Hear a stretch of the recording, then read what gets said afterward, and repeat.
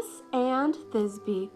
He, the most beautiful youth, and she, the loveliest maiden of all the East, lived in houses so close together that one wall was common to both.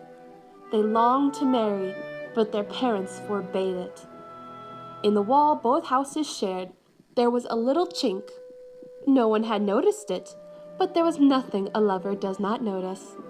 Our two young people discovered it, and through it they were able to whisper sweetly back and forth. Finally, a day came when they could endure it no longer. They decided that very night they would try to slip away and steal out through the city and meet at the tomb of Ninnis.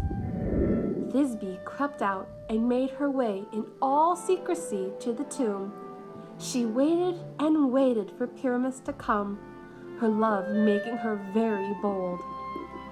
All of a sudden, she saw by the light of the moon a lioness. The fierce beast had just made a kill.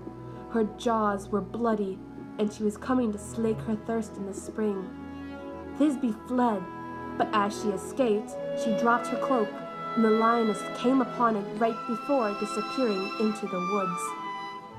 This is what Pyramus saw when he appeared a few minutes later. Before him lay the blood-stained shreds of the cloak, and clear in the dust were the tracks of a lioness. Thisbe was dead. Struck with horrible grief, he took his dagger and plunged it into his side.